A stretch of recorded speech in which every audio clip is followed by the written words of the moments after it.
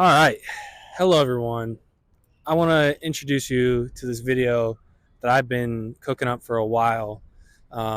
It's called the Bipolar Review. And in this video, I'm going to tell you my mental health journey from start to maybe, who knows, the finish, they say. But really, I've told this story so many times. I tell it in 3 chapters, and I invite you to walk along with me to talk about the struggles, the experiences I had in my life. And I've told this story in a few kind of ways. I've taught police officers how to deal with someone with these kinds of mental episodes, with that being psychosis or bipolar. But I've also told this story in front of like college students who I just wanted to let know that it's safe to ask for help and stuff like that. So join me, and this is the review of Bipolar.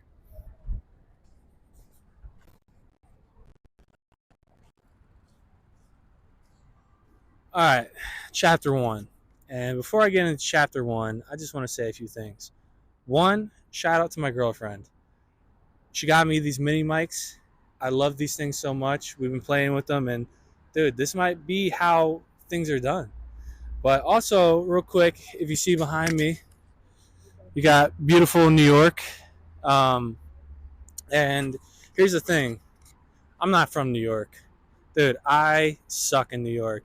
I called myself a Green Day fan, wasn't able to name a album cover, and then got called a fake fan. But anyway, that's besides the point. But chapter one of this crazy story starts back in 2018. I was 17 years old, and what I try to get across to people at this point in time, I was living the life. I was doing things with my friends. I had friends. I had a girlfriend. I had a part-time job. I was getting a little bit of income. I had my own car. I still have my own car, but as a teenager with their own vehicle, I was able to go anywhere I wanted, and I was really enjoying life. And then one day, I go to my house with my friends, and we're celebrating another friend's birthday, and we were smoking weed. And at this time in my life, I was a huge stoner, and I was smoking weed left and right. I did everything high. It was crazy. But I was smoking weed at my house. We were going in and out of my car, holding bowls, joints, weed, the whole thing. And then I walk out, go into my house, walk into my parents, absolutely pissed at me for flaunting the weed out in the open. They're saying I could get arrested, this and that. And when this happened, when my parents confronted me about smoking weed and being reckless with it, something snapped in me. Something snapped, and I just went off the deep end. I went outside. I threw my bowl. I threw everything. I threw sticks at the house. I went into my car, and I took a knife, and I was stabbing my dashboard. I was just going absolutely nuts. And while I was doing that, I was scaring the shit out of my friends. They didn't even know what was going on. So they asked me, hey, can you drop us off at our house? And I was like, of course. So I took them to their houses. Then my parents wanted me to come home, but I was afraid to come home. I was just in a completely different mindset. I was terrified of what would happen if I came home. So I parked my car in the middle of a town, had my girlfriend pick me up, and then I went to her house, slept at her house. Next day, got a call from my parents. Went there, had an interesting talk, didn't really go too well. I tried telling them that I was a stoner and I loved smoking weed, and they kind of disagreed with that lifestyle. And I then said, you know what? I'm out of here. I'm moving out. And in these stories, in these chapters, you're going to realize that those kind of things, like an argument with my parents, wanting to move out, like these are kind of like common things that happen in these chapters. So I went to my girlfriend's, and I was planning to live at my girlfriend's house. And mind you, I was only in high school. I don't even know what I was thinking. And then I go to my girlfriend's house. I'm sleeping there. Well, what am I saying? Sleeping. I didn't get any sleep at all. I would stay up at night just drawing, doing things, posting on social media like absolutely crazy. And I was getting zero sleep, none at all. And then the one day I had to work, and I worked at this grocery store. And I drive into work, I get to my cashier, the register, and then I start working. But things seem a little off. I'm scanning these items, and I'm seeing items that I've never seen before, like things that I didn't think existed. And I was getting a little weirded out. And then I'm looking past the line that I'm checking out, and I'm looking at the customers walking by, and I'm seeing weird stuff. I'm seeing like celebrities. I'm seeing teachers. I'm seeing people that just would not be at this grocery store. And I started to get real stressed. And then my computer for the register started making all this crazy stuff on the screen. And then I got so stressed, I called my lead over and I said, guys, I can't work right now. Can you just take over? I need to walk this off.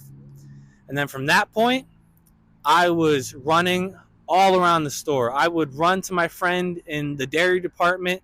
I would run to the manager's office. And then I remember I ran into the break room. I don't know why, but I ran into the break room and I looked at the wall. And what do I see on the wall? But it's full of spiders crawling up and down the wall. And I'm just going nuts at this point. And my manager is getting freaked out. So she pulls me aside, sits me down, says, hey, call your mom, get her here. Like, you need to go home. So I give her the phone. She calls my mother. My mother comes, picks me up. And a thing I forgot to mention is at this point in my life, I was discovering my love of music, like truly, like what I wanted to do with my life. I wanted to make music. And throughout this entire story so far, I was posting on social media. I was trying to ramp up attention because I was going to drop a song. And at this point in time where the manager is calling my mom, I hadn't recorded a single piece of music. I haven't done anything. I had plans to make music, but I hadn't recorded anything. But I was making it seem like I was going to drop something tomorrow. And I remember sitting down next to my manager and saying to her, wow, I can't believe this is happening. I can't believe that this would happen to me. And she's like, what do you mean? I said, I'm going to sign a record deal. This is all leading up to me signing a record deal, and it's going to be amazing. So then, boom, my mom comes, picks me up, takes me to the hospital, and the whole time I'm on the way to the hospital, I'm just speaking gibberish. I'm going nuts. And my mom is like handling this like a champ, like she's done it 10 times over. And we get to the hospital, and this is the craziest thing. At the time, Logic was married to this girl. I forget her name. They're divorced now, so it doesn't matter. But I remember going into the hospital, and I remember being sat down because someone had to take my blood. And I remember someone hooking me up with a needle, whatever. And then I look up, and guess who it is? It's Logic's wife. And I'm going, oh my God, they're setting me up to sign a record deal with Logic or something. Like, oh, this is going to be amazing. And then I'm like, oh my gosh. So they bring me in the room. They're doing these assessments. They're scanning my brain. They're doing this. And then they sit me in this room, and they're hooking me up to all these machines and stuff. And then I hear down the hall music playing that would never be playing in the hospital. I heard I Spy by Kyle playing in the hospital. And I was just having hallucinations I was delusional. I was all over the place. And then I remember I was in a room for a minute with a TV. So I turned the TV on, and the TV is like talking to me. And I'm thinking, oh my God, this is going to be amazing. And then here comes the crazy part of the story. I'm sitting on this bed, no TV in the room. They assigned a nurse to watch me. My parents had 302'd me. And I remember sitting there. And here's like a funny part of the story. I remember sitting there, and I look at the ceiling, and there's like this weird like contraption on the ceiling. And I remember looking at it and saying, wow, what's that? And the nurse is like, don't worry about it. Just stay where you are. And I go, well, I kind of want to touch it. I kind of want to touch the thing on the ceiling. And she's like, don't touch it. So I say, I'm going to touch it. I'm going to touch it. So I get up. I walk over to the thing. She's like, don't do it. Don't do it. It's like the scene out of Nemo. She's like, don't do it. Then I touch it. And what she say? She starts screaming, security, security, security. And they ran in. These big, huge dudes. They said, get on the bed now. So I get on the bed. And then this nurse walks in, or this doctor, whatever, with a big needle. And she jabs into my thigh. And then later on, I found out that it was called Haldol or something like that. And it was supposed to calm me down. And it did. But it did this weird thing where my head would start cranking to the left. And I had to physically move my head back to normal, and then it would start cranking. So like at this point, not only was I acting crazy, but I looked fucking crazy. And then I was admitted to a psychiatric hospital, and I remember getting there, being really hopeful in my recovery at this point. I've calmed down. I've told my parents, like, listen, whatever's going on, I need to handle this and get better. And I go in the hospital, and I'm not going to go too deep into these hospital experiences because they're a whole nother story in themselves. They're full of these interesting people that are so deep and so rich with stories and experiences that it would take days for me to talk about these things, and maybe I will in another video. But while I was in the hospital, they told me I had psychosis, and I was brand new to this. I never thought I'd experience anything like this. So they said, hey, would you be interested in taking lithium? And I said yes. So I started taking lithium, and then I was good for a while. And that is the end of chapter 1.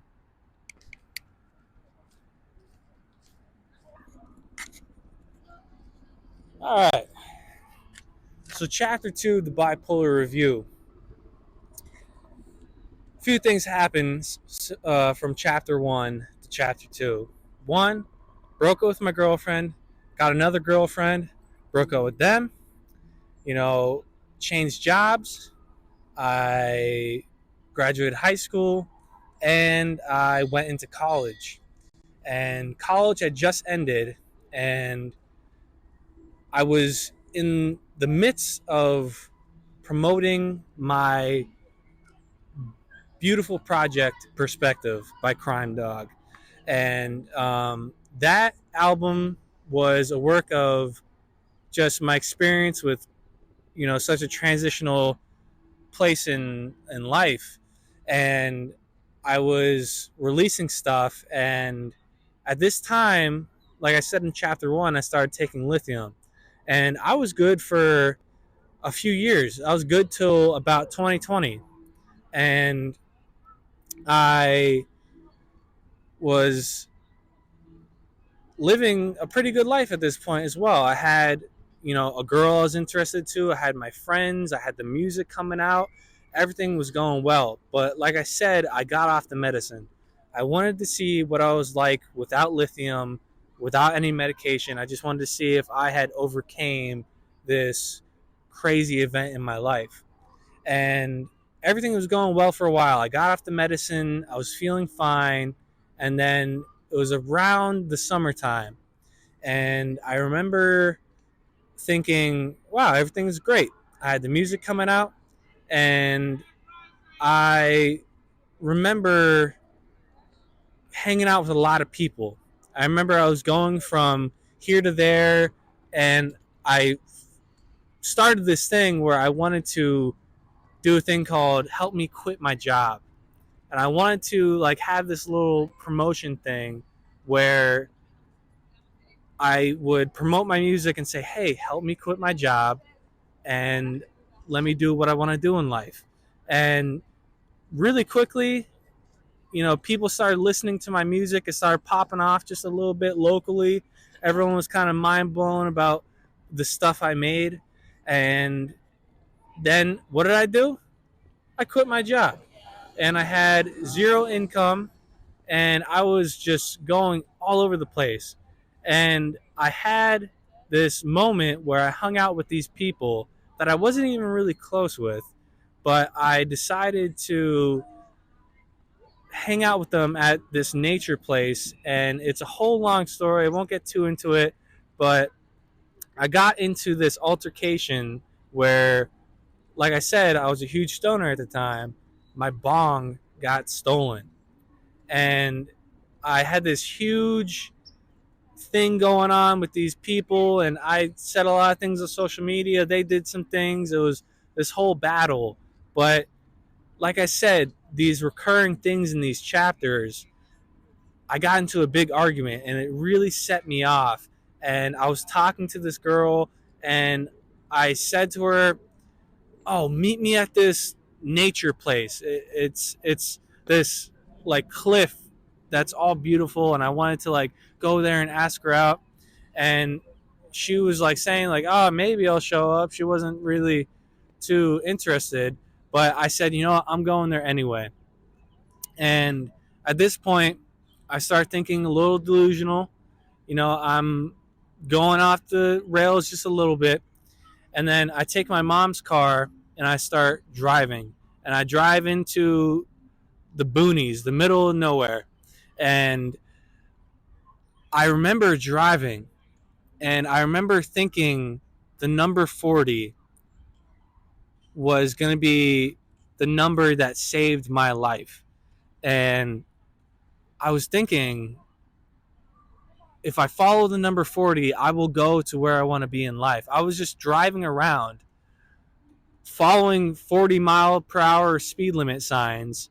And then I remember I'm following these signs, and then I'm listening to Joji on the radio. And I look down to see the song title. And what does the song title say? It says, "I'll see you at 40." And that just blew my mind. And I was like, oh my God, yo, 40, it's the one, it's salvation. And then I drove my car till there was no gas. And I pulled into this gas station that was closed. And then I slept at the gas station with my car locked, woke up, got woken up by the gas station clerk, and then he brought me in. He got me a cup of coffee, and I said, "Oh my gosh," he's like, "I'm just stressed, dude."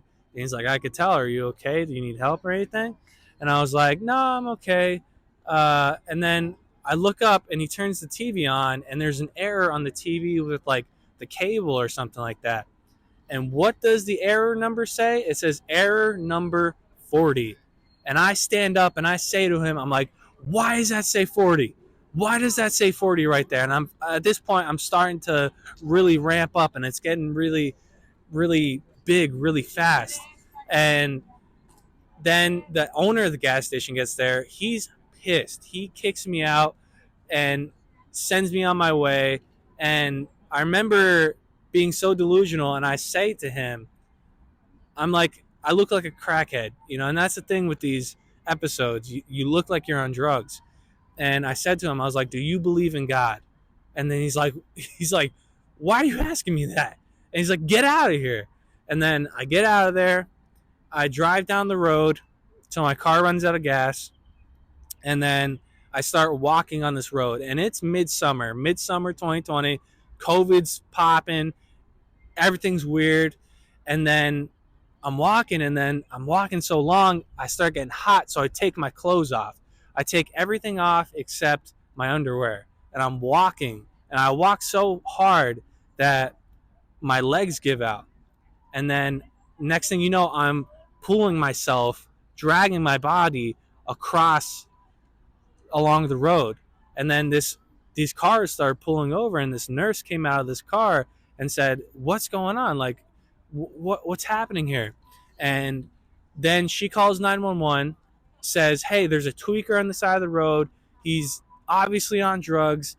He's doing this, he's doing that." And mind you, I haven't done any hallucinal drugs or anything. I smoked weed a little bit the day before, but I wasn't on drugs per se. And then the operator starts asking questions, and they find out it's a mental health thing going on. And then the ambulance come, a few state police come. I drag myself into the ambulance, and then I go to the hospital. My mom showed up, 302'd me. This time I was much less receptive on the hospital. I was screaming at my mom, calling her all kinds of names, saying, like, "Why would you do this to me?" And then I was sent to a hospital outside Philadelphia. And like I said, that is such a interesting, I met so many interesting people, some crazy, some, you know, rich with experience. And then I was put on different medication, and I remember taking this medication, and like I felt high. But then that's really the end of that chapter. It's another chapter where some crazy things happened. And then next is chapter 3, which is fucking crazy. So I'll see you on the next one. All right. So, chapter 3. This is where things got a little interesting. You know, at this point, it's 2021. A little bit of time has gone by, but not much. I got back on the lithium. You know, I didn't really have any romance in my life. I was talking to like a girl here and there, but nothing crazy was going on. And at this time in my life, I was recording music. I had a bunch of plans. I had the friends. Everything was going good. But then, one day, I go into my bathroom, and I remember, well, another thing, I forget things all the time, but a big thing that happened in my life at this time was I got a job. And I got a job in the marijuana industry. And I was super psyched because at the time I was this big, huge stoner. I was just super excited to legally be working with weed, being like a legal drug dealer. And I worked like a couple days at this job, like maybe like a week or so. And sorry, this is kind of uncomfortable. um, but I worked like a week, and then I went to my house, and it was a couple hours before my shift, and I took a shower, and I was gonna meet up with someone before my shift because I worked the night shift. And I was in my bathroom, and I took the shower, dried off, got dressed, everything, but I was in there for quite a while. I remember my parents coming in, checking on me like every 10 seconds. And I remember getting very annoyed. And it wasn't necessarily like an argument that set me off this time. It was just I got set off. I got pissed off. And I remember going from my bathroom to my room. And mind you, like, this was the fastest anything has ever happened.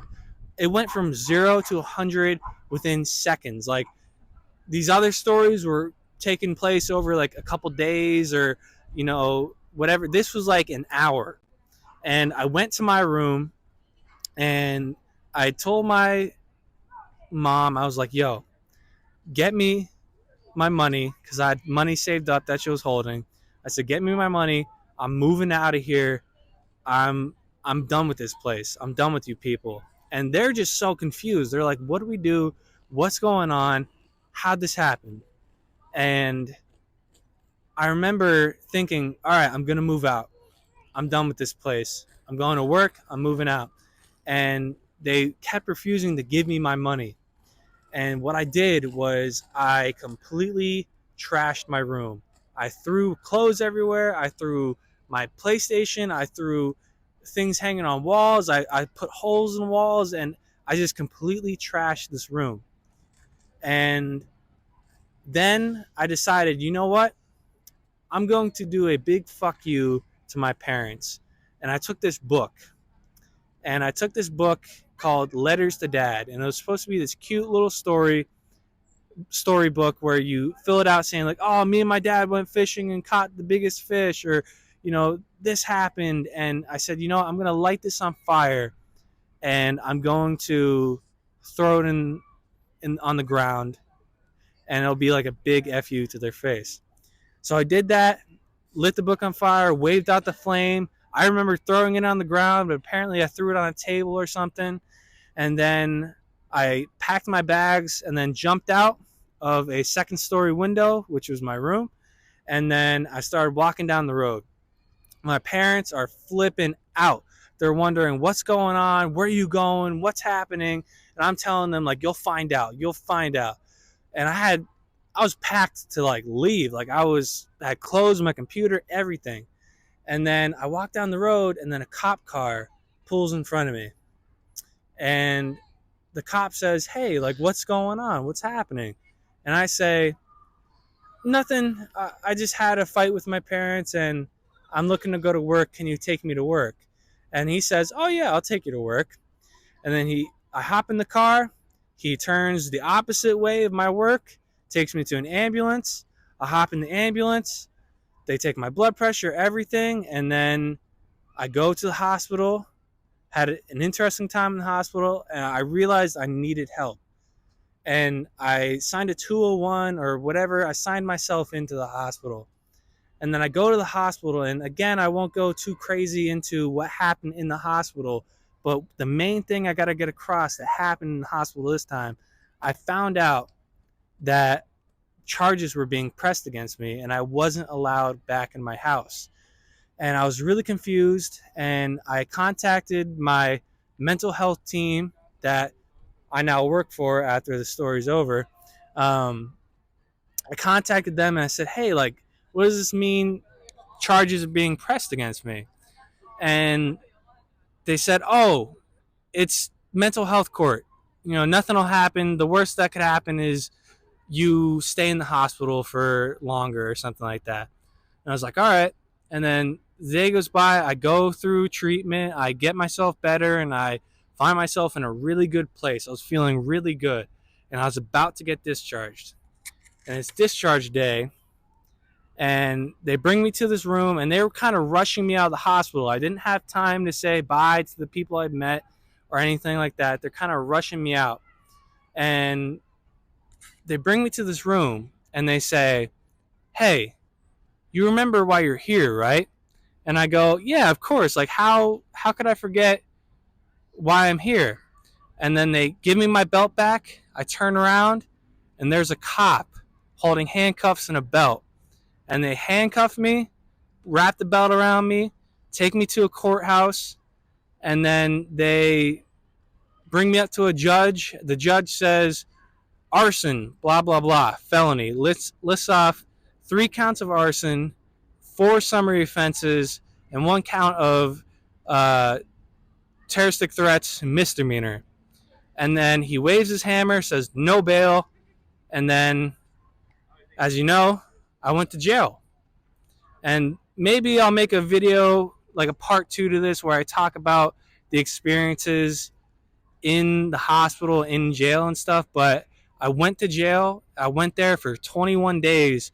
And when I first got to jail, I was thinking all these things. I was like, oh my God, I'm going to get raped. I'm going to get murdered. I'm going to die in here. And it wasn't necessarily that much of experience. I I went through that pretty well, got out, repaired my relationship with my parents, was happy to see them when I got out, called my friend, everything was beautiful. And then I called my job. And when I called my job, they said, "Hey, you no longer work here. We're sorry." And that devastated me. And everything that happened up to this point, going to the hospital, going to jail, you know, setting things on fire, all this craziness that happened, all exploded in my face. And it made me so depressed. And I went months trying to get jobs.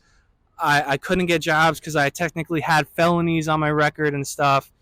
And honestly, what solved me getting through that time was my therapist and my family, and just letting time heal wounds. And eventually I made it back to where I wanted to be. I went from probably one of the lowest of lows to eventually getting back in the cannabis industry, getting a girlfriend, getting a car, doing all these amazing things, getting back into music, and everything got better. And what I would just want to say is, like, you need to work on yourself when you need help. And there's nothing wrong with that. And I know it sounds so cheesy, but anything can be accomplished. And during this whole time, I was experiencing these mental health episodes. I was in a program. I won't say the program because confidentiality or whatever. But I was in this program, and eventually near the end of the program, I was getting so good that they said, "Hey, we want you to work for us." So now what I do for my main job is I help people with my own story. And I hope this helped you. And honestly, to rate Bipolar and Psychosis, the review, I'll give it an 8 out of 10. Interesting experience. Learned a lot of things. Wouldn't be the person I am today without it. And it was such an experience. And I hope this got the point across that I was trying to make. And if you need help, go out there, get the help you need. Therapy is awesome. Take your medicine. That could change everything.